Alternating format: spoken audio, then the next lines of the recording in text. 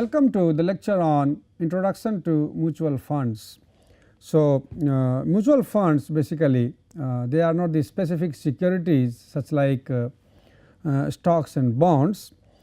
Basically they are a financial intermediary that pools funds of investors and makes them available for various investment opportunities by businesses and governments. So, basically this is something which is in between and which will be pooling the fund of the investors, and it will be making them available for the investment opportunities by the large business groups and the government undertakings.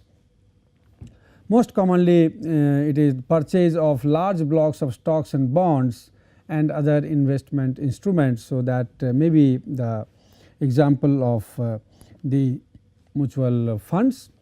One of the most striking feature of the mutual fund is the creation of diversified portfolio of investment securities. So, basically in this we are creating the diversified portfolio which is supposed to give good return with minimum of risk, and it is professionally managed and monitored. So, you have a professional group of experts, subject matter experts in this area, and they have usually keep a very close eye on this, and they try to see that how the returns are basically going to be expected, how the risk factor is, or how the return will come. So, that way they are being basically managed by the professionally groups who are monitoring having close eye on the on the behavior of the stocks and bonds or so.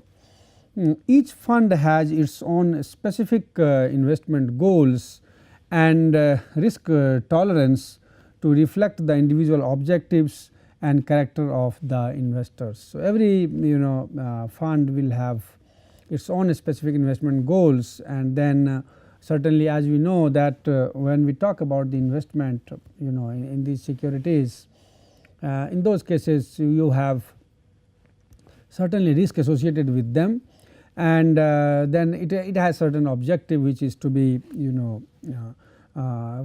fulfilled.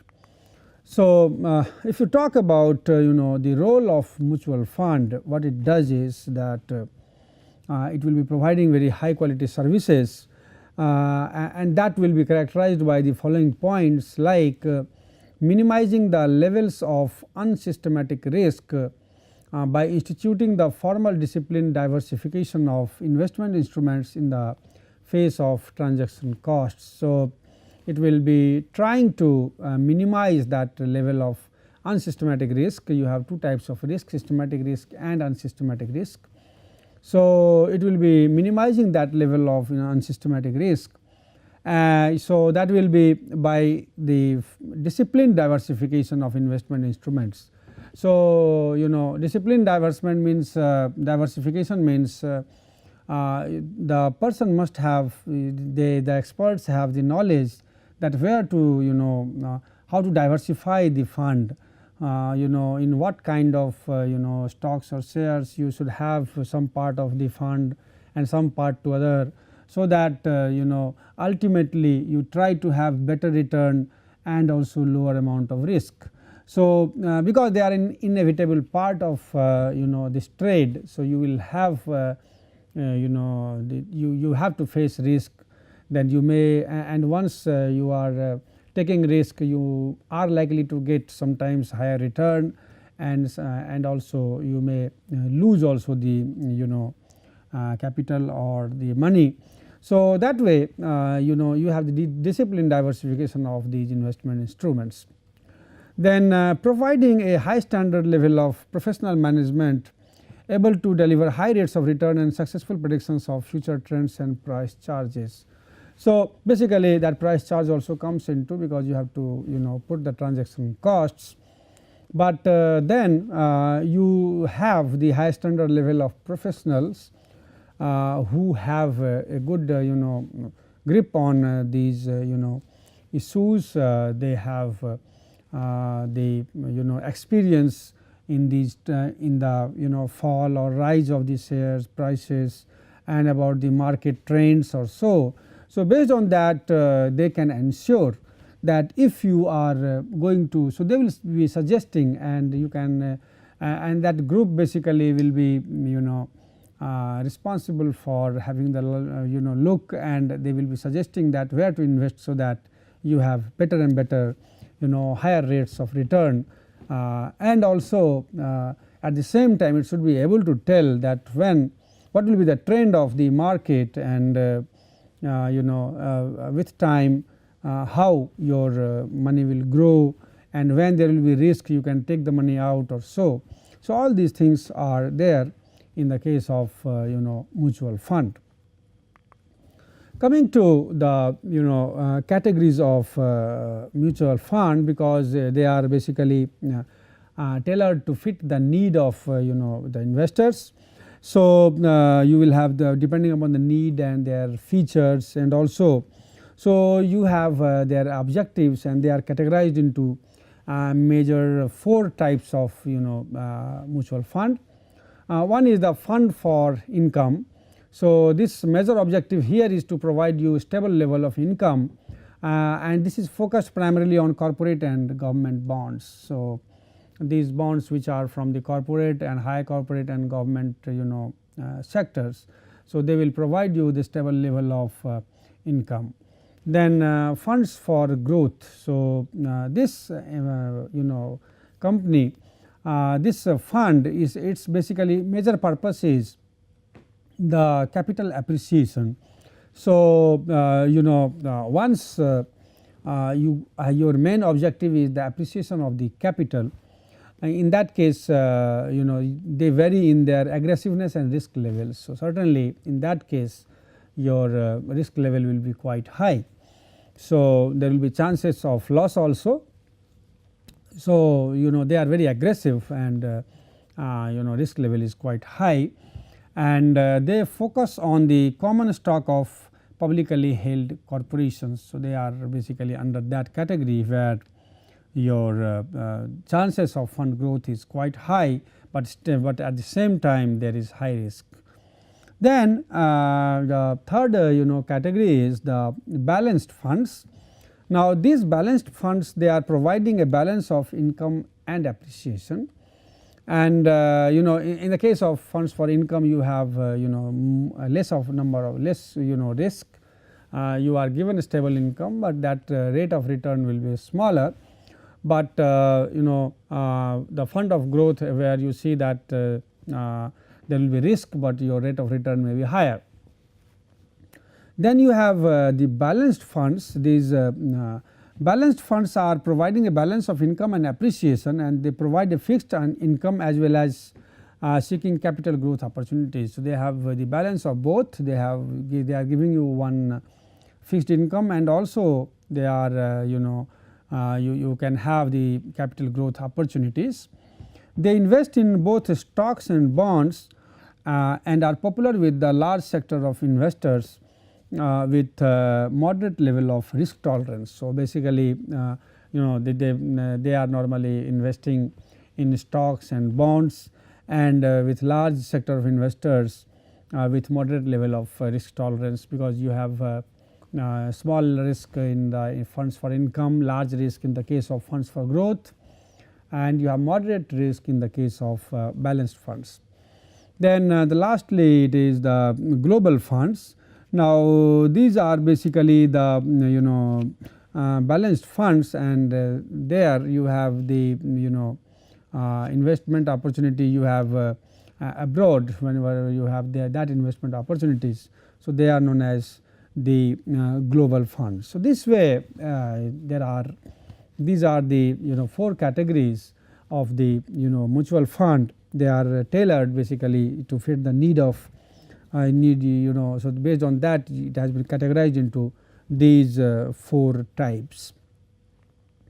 Now, coming to the fund valuation, of fund evaluation basically. So, how to find the value of the fund. So, unlike stocks, a mutual fund's value is determined only at the end of each trading day. So, in these cases for every trading day you are finding its value.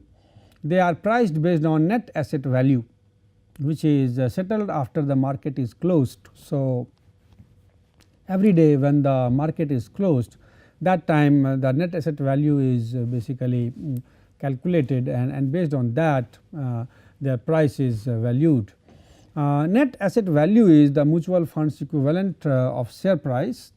It is upon the ability of the funds management to deliver continuous and consistent profits. So, that way it will be a parameter to assess the ability of the organization to give you the continuous and consistent profits. Then net asset value is the direct indicator of the market value, and it will be consisting of the total value of the holdings of the fund, that includes also the cash, and from that you will be subtracting the obligations or the liabilities. So, you have to subtract it, and then you are going to divide it with the number of shares. So, net asset value per share can be found. So, we can define when we evaluate these fund or try to find the value of the fund valuation. In that case, the net asset value which we calculate. So, the net asset value, its formula is coming as 1 by S into MV plus C. So, that is these two are added, and then you are subtracting the O, that is your obligations or liabilities. Now, as we know that this NAV is the net asset value, net asset value per share. Now, MV is the market value of assets invested. So, that will be talking about what is the market value, that is. Then you have C. C is nothing but the cash on hand which it has. So, this is cash on hand, and then O are the liabilities or the obligations or obligations. So, once you have, so certainly this is your market value of assets invested, then you have the cash which it has in hand, and from that you have to subtract the obligations or liabilities. So, that will be net asset value, and net asset value per share. So, that will be for that you are going to divide it with the number of shares. So, this S will be the number of shares. So, depending upon any organization, like suppose any companies, there are any mutual fund companies, they are ABC. Now, it has the shares, following shares in majorities, 4 major securities. So, suppose security 1, any company, any mutual fund company has these 4 major securities, and they are security 1, suppose it has 3,33,200 shares, and simply in the security 2 it has 2,98,513 shares, and in security 3 it has suppose 1,97,814 shares, and in security 4 suppose it has 88,500 shares. So, suppose apart from that, if there are certain data, like you have the company has in hand a cash of suppose 2,44,000 dollars in hand cash. And it has liabilities. So liabilities, suppose it has 1,53,000. So that is your liabilities, and also it has a total of 3,95,667 outstanding shares. So these are these are shares outstanding basically. Now you have to find the the fund's net asset value on a day on which the share price for each security is, suppose the share price is given, and suppose the share price for security 1 is given as $12, for security 2 it is $16, for security 3 it is $20, and for security 4 it is $22. Now in such cases, so this is for security 1, this is for security 2, this is for security 3, and this is for security 4.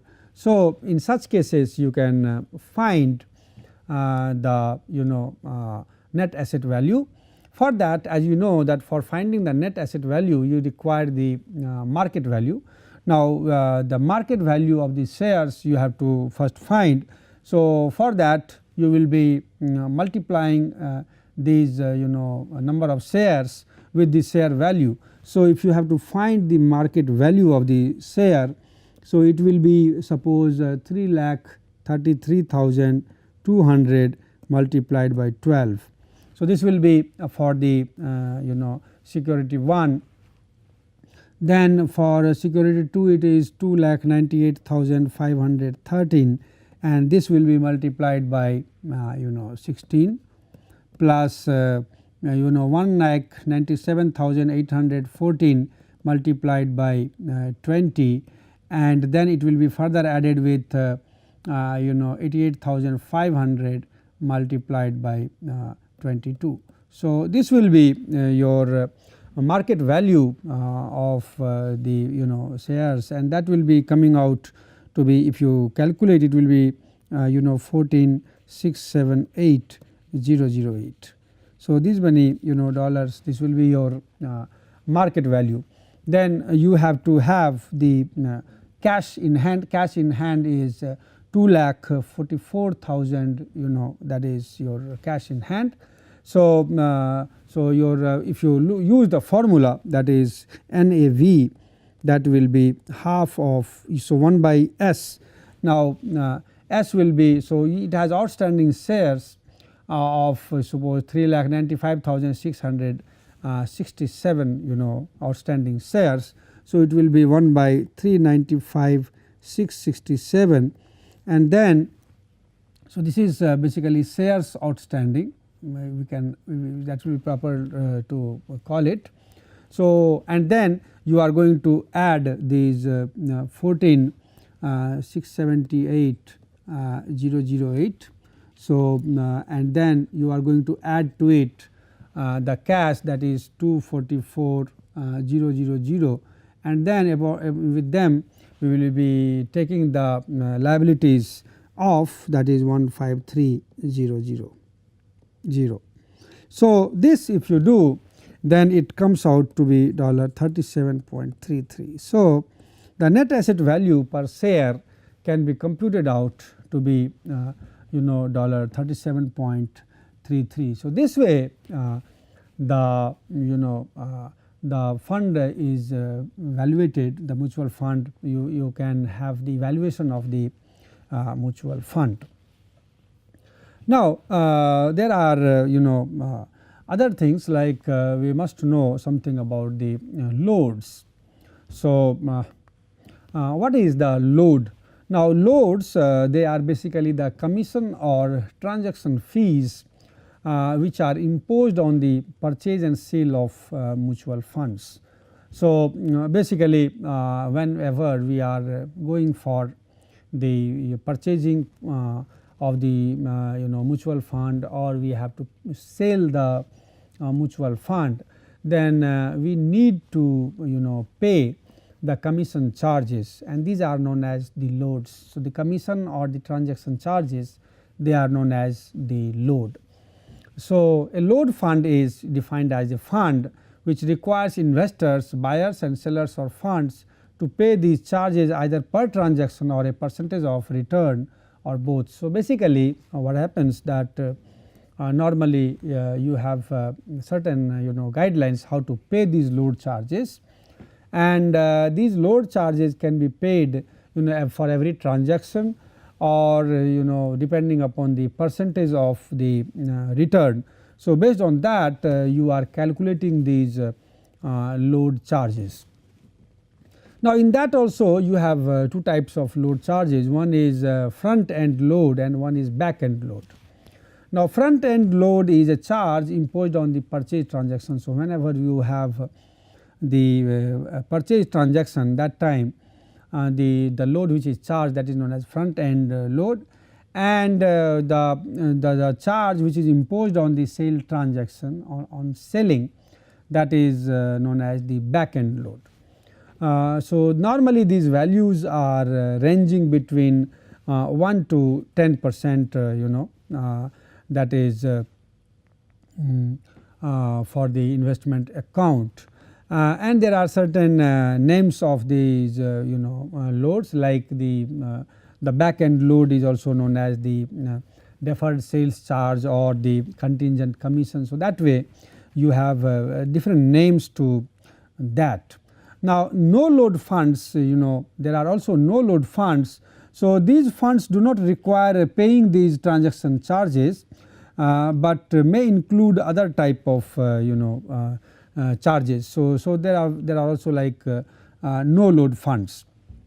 So, on these charges basically we can obtain the purchase price and the selling price. So, because they involve these load charges. So, for calculating the purchase price or the selling price you have to have the adjustment of the front end load and the back end load while calculating. So, how to calculate these purchase price or the selling price. So, when we have to calculate the purchase price, which is denoted by PP. So, this is purchase price.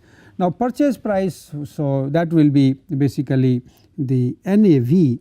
So, this NAV will be adjusted, that there has to be an adjustment into the NAV with regard to the front end load or the back end load.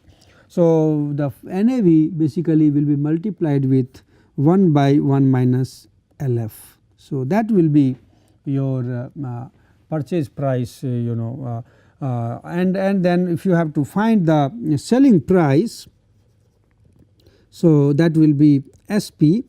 So, selling price will be basically when you have NAV. So, that will be basically multiplied with 1 minus LB. So, the thing is that when so LA and LB, LF and LB, LF is the front end load and the LB is the back end load. So, this is front end load and LB is the back end load.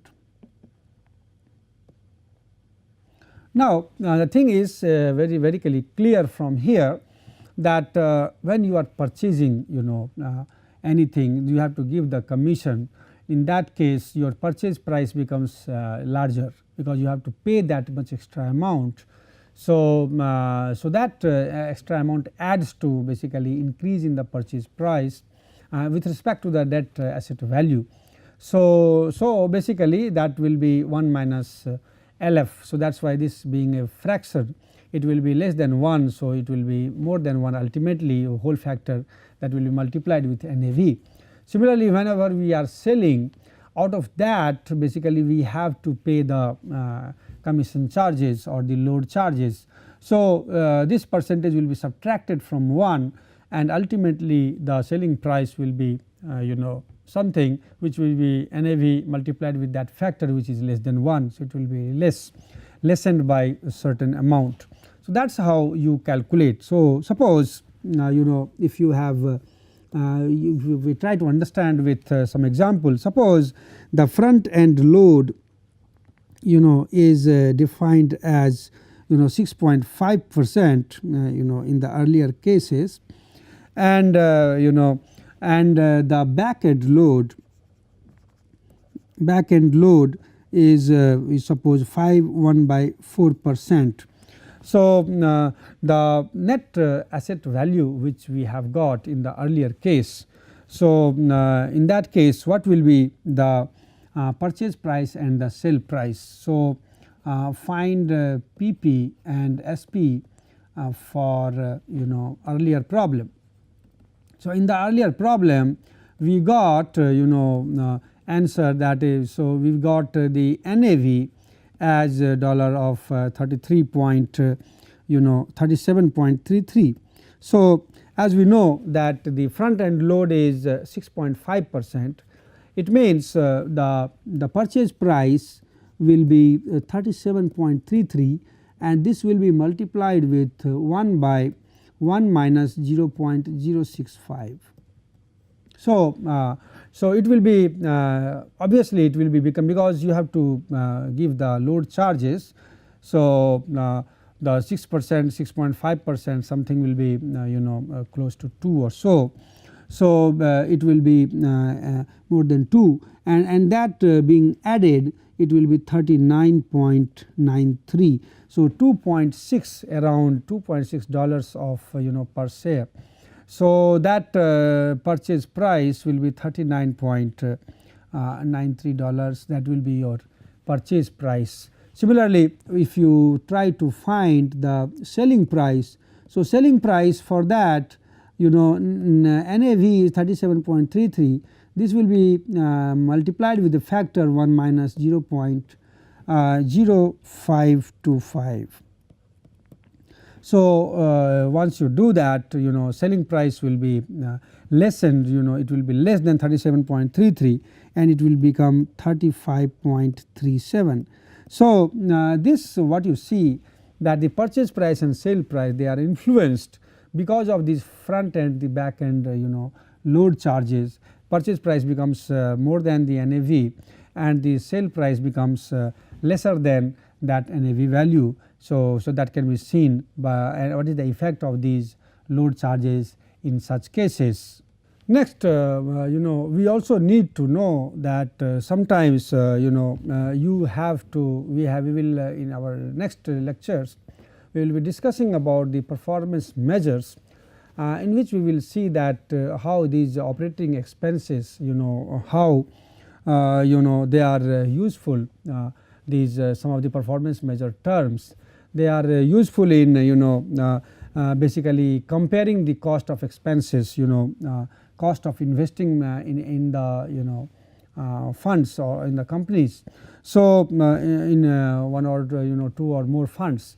So, basically there are many such performance measures, like you have expense ratio, you have the total investment expense. So, this way there what we see is that normally depending upon the asset you have and how much is the operating cost which is is reported. So, based on that you will have a certain percentage which will come, as it will show that this much percent of the assets value that is being used for the on account of these giving the operating costs. So, these load charges which are being used. So, all these are basically the charges which are basically because that will be deciding what is your final asset, what at what you have started and how you have finished. So, in the, or suppose in the year start how much it was, and in the year end how much it was.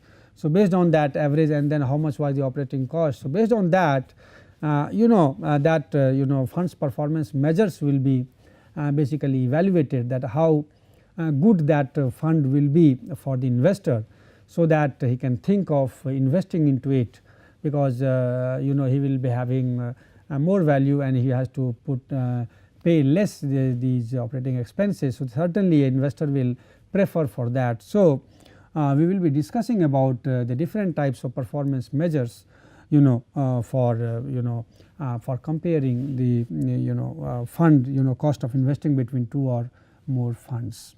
So, that we will discuss in our coming lectures. Thank you very much.